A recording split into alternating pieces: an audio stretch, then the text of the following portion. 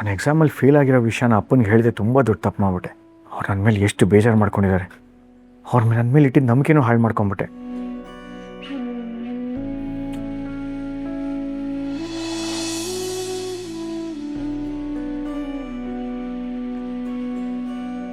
ಸಿಂಹ, ನರಸಿಂಹ, ನರಸಿಂಹ,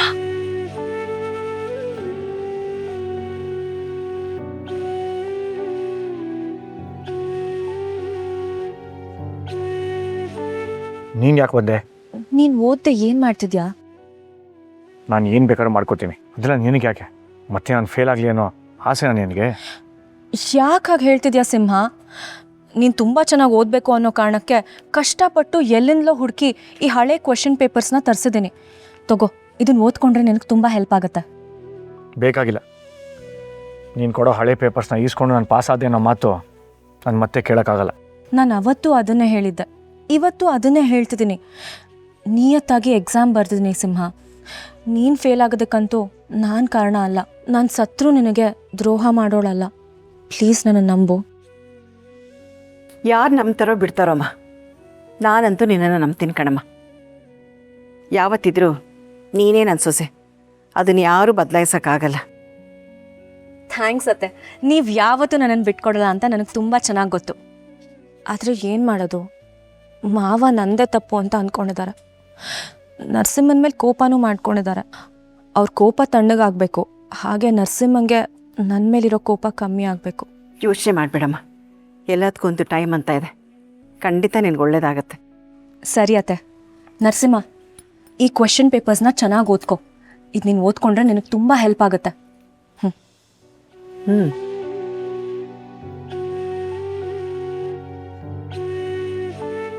ನೋಡ್ದೇನೋ, ನೀನು ಹೆಂಡ್ತಿನ ನಂಬದೇ ಇದ್ರು ಅವಳು ನಿನ್ನ ಬಗ್ಗೆ ಎಷ್ಟು ಕಾಳಜಿ ಇಟ್ಕೊಂಡಿದ್ದಾಳೆ. ನೀನು ಚೆನ್ನಾಗಿ ಓದಲಿ ಅಂತ ಎಲ್ಲೋ ಹುಡುಕಿ ಈ ಪ್ರಶ್ನೆ ಪತ್ರಿಕೆಗಳನ್ನೆಲ್ಲ ತಂದುಕೊಟ್ಟಿದ್ದಾಳೆ. ಇನ್ನೂ ನಿನಗೆ ಅವಳ ಮೇಲೆ ನಂಬಿಕೆ ಬರಲಿಲ್ವಾ?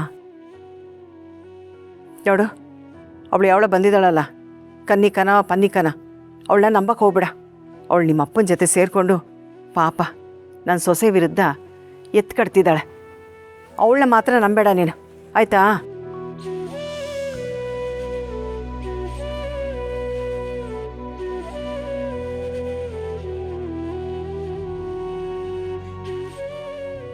ಹೌದಮ್ಮ, ನೀನು ಹೇಳಿದ ನಿಜಾನೇ. ಆ ಕನ್ನಿಕಾ ತುಂಬ ಡೇಂಜರ್ ಇದ್ದಾಳೆ. ನಾನು ಅವಳ ಯಾವುದೇ ಕಾರಣಕ್ಕೂ ನಂಬಾರ್ದು. ತಗೊಳಪ್ಪ, ಮುನಿಸ್ಕೊಂಡು ಕೂತಿರೋ ಮಹಾನುಭಾವ, ತಿಂಡಿ ತಿನ್ನೋ. ನನಗೆ ಬೇಡ. ಯಾಕೆ? ತಿಂದು ಕೊಬ್ಬ? ನನ್ನ ತಂಗಿ ಮನೆ ಒಳಗಡೆ ಬರೋವರೆಗೂ ನನಗೇನು ಬೇಡ. ಅವಳು ಯಾವುದೇ ಕಾರಣಕ್ಕೂ ಈ ಮನೆ ಒಳಗಡೆ ಕಾಲಿಡಂಗಿಲ್ಲ. ನೀನು ಹೀಗೆ ಹಠ ಮಾಡ್ತಾ ಇದ್ರೆ ನಿನ್ನೂ ಒಂದಿನ ನೀನು ಯಾವಾಗಲೂ ನಮ್ಮನೇಲೇ ಇರಬೇಕು ಅಂತ ನನ್ನ ಆಸೆ ಕಣಪ್ಪ. ತಿನ್ನಪ್ಪ, ತಿನ್ನು ರಜಾ. ಬೇಡ ಅಂದ್ರೆ ಬೇಡ ಅಷ್ಟೇ. ಏನಂತೆ? ನೋಡಿ ಅದಕ್ಕೆ ನಾನು ಎಷ್ಟು ಬೇಡ್ಕೊಂಡು ತಿಂಡಿ ತಿನ್ನಲ್ಲ ಅಂತ ನೀಯಪ್ಪ. ಸರಿ ಕೊಡಿಲಿ, ನಾನು ತಿನ್ನಿಸ್ತೀನಿ. ನೋಡಿ, ನೀವು ಮಗು ಥರ ಅಂತ ನನಗೆ ಗೊತ್ತು. ಸ್ವಲ್ಪ ಆದರೂ ತಿನ್ನಿ. ನನಗೆ ಬೇಡಮ್ಮ. ಆದರೆ ನೀನು ಇವತ್ತು ತಿಂಡಿ ತಿನ್ನಲ್ಲ ಅಂದರೆ ನಾನು ತಿನ್ನಲ್ಲ. ಸ್ವಲ್ಪ ತಿನ್ನು. ನನಗೆ ಬೇಡಮ್ಮ. ಅರೆ, ನಾನು ಹೇಳಿದ್ದು ನಿನ್ಗೆ ಅರ್ಥ ಆಗಲಿಲ್ವಾ? ನೀನು ಇವತ್ತು ತಿಂಡಿ ತಿನ್ನಲ್ಲ ಅಂದರೆ ನಾನು ತಿನ್ನಲ್ಲ, ಉಪವಾಸ ಇರ್ತೀನಿ. ನಿನಗಿಷ್ಟನಾ? ಬೇಡ. ನನಗೆ ನನ್ನ ತಂಗಿ ಬಂದು ತಿನ್ಸಿದ್ರೇ ನಾನು ತಿನ್ನೋದು. ಅವಳೇ ಬಂದು ಅಡುಗೆ ಮಾಡಿಕೊಡ್ಬೇಕು. ನೀವೇನು ಮಾಡ್ತೀರೋ ನನಗೆ ಗೊತ್ತಿಲ್ಲ. ನನಗೆ ಸಂಜೆ ಈ ಮನೆಗೆ ಬರಬೇಕು ಅಷ್ಟೇ. ಅಲ್ಲ,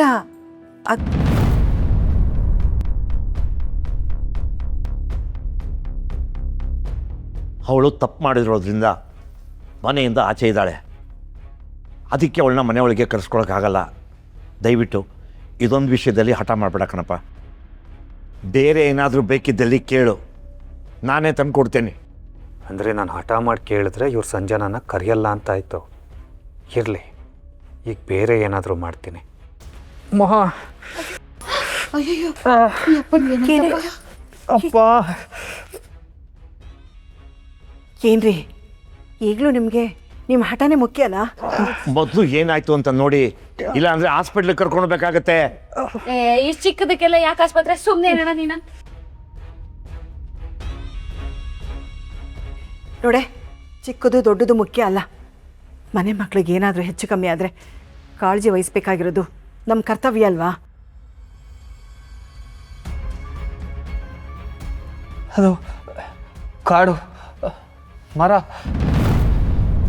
ಕಾಡಲ್ಲಿ ಮರ ಕಡಿಯೋದಕ್ಕೆ ಯಾರು ಬಂದಿರೋ ಅಂತ ನಂಗೆ ಗೊತ್ತಾಯ್ತು.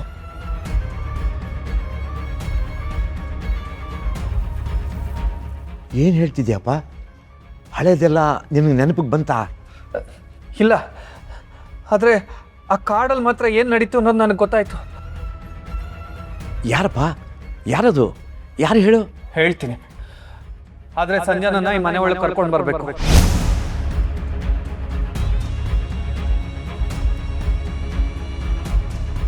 ಮಗ ಅನ್ನಿಸ್ಕೊಂಡವನಂತೂ ಹಾಳಾದ. ಇವನ್ ಮಾತು ಕೇಳಿದ್ರೆ ಕೇಸ್ಗಾದ್ರೂ ಒಳ್ಳೇದಾಗತ್ತೆ. ಹೇಳಿ, ನನ್ನ ತಂಗಿನ ಈ ಮನೆ ಒಳಗಡೆ ಕರ್ಕೊಂಡು ಬಂದರೆ ಮಾತ್ರ ಈ ಸತ್ಯನ ನಾನು ಹೇಳೋದು. ಅದು ನಾನು ಅವಳ ಹತ್ರನೇ ಹೇಳೋದು. ಸತ್ಯ ಹೇಳಕ್ಕೆ ಸಂಜನನೇ ಯಾಕಪ್ಪ ಬೇಕು ನಿನಗೆ? ನಾನಿಲ್ಲಿ ಯಾರನ್ನೂ ನಂಬಲ್ಲ. ಅವಳು ನನ್ನ ತಂಗಿ ಅಂತ ನಾನು ನಂಬಿದ್ದೀನಿ. ಅದಕ್ಕೆ ನಾನು ಅವಳ ಹತ್ರ ಮಾತ್ರ ಸತ್ಯ ಹೇಳೋದು. ನೋಡಿ, ಎಷ್ಟು ಬೇಗ ಕರ್ಕೊಂಡು ಬರ್ತೀರೋ ಅಷ್ಟು ಒಳ್ಳೆಯದು. ಇಲ್ಲಾಂದರೆ ನಂಗೆ ಮತ್ತೆ ಈ ವಿಷಯ ಯಾವಾಗ ಮರ್ತೋಗುತ್ತೋ ಗೊತ್ತಿಲ್ಲ. ನಿಮಗೆ ಸತ್ಯ ಗೊತ್ತಾಗಬೇಕು ಅಂದರೆ ಯೋಚನೆ ಮಾಡಿ. ಏನಪ್ಪ ಧಮಕಿ ಆಗ್ತಿದ್ಯಾ ನೀ ನಮಗೆ? ಏ, ಸ್ವಲ್ಪ ಸುಮ್ಮನೆ ಇರ್ತೀಯ ನೀನು? ನೋಡಿ, ಈಗಲೂ ನೀವು ಸಂಜನನ ಮನೆಗೆ ಕರೆಸ್ಲಿಲ್ಲ ಅಂದರೆ ಇವ್ರು ಹೇಳೋ ಸತ್ಯ ಏನು ಅಂತಲೂ ಗೊತ್ತಾಗಲ್ಲ. ಆಮೇಲೆ ಇವರು ಕುಗ್ಗಿ ಹೋಗ್ತಾರೆ ರೀ. ಯೋಚನೆ ಮಾಡಿ ನಿಮ್ಮ ಸೊಸೆನ ಮನೆಗೆ ಕರೆಸಿ. ನೋಡಿ, ಇವ್ರ ಜೀವನ ಎರಡೂ ನಿಮ್ಮ ಕೈನಲ್ಲಿದೆ. ಎಲ್ಲರಿಗೂ ಒಳ್ಳೇದಾಗಬೇಕು ಅಂದರೆ ನೀವು ನಿಮ್ಮ ಸೊಸೆನ ಮನೆ ಕರೆಸ್ಕೊಳ್ಳೇಬೇಕು. ನಿಮ್ಮ ಕೈ ಮುಗಿದು ಕೇಳ್ತೀನಿ ರೀ.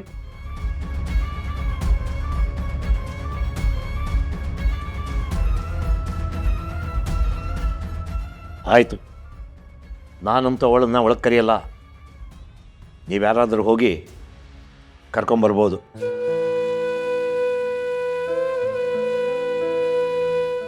ಆಮೇಲೆ ಅವಳು ಬರ್ತಿರೋದು ಈ ಹುಡುಗನಿಗೋಸ್ಕರ. ಮನೆ ಸೊಸೆ ಹಾಗೆ ಹೀಗೆ ಅಂತ ಎಲ್ಲ ಯಾರು ಅನ್ಕೋಬಾರ್ದು.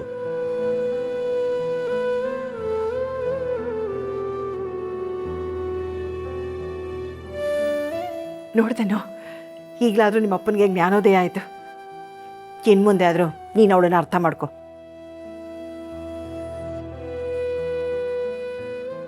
ನೋಡಪ್ಪ, ಇವತ್ತು ನಿನ್ನಿಂದ ನಮ್ಮ ಸೊಸೆ ಈ ಮನೆಗೆ ಬರೋ ಹಾಗಾಯಿತು. ನಿನ್ನ ಉಪಕಾರನ ನಾನು ಯಾವತ್ತೂ ಮರೆಯಲ್ಲಪ್ಪ.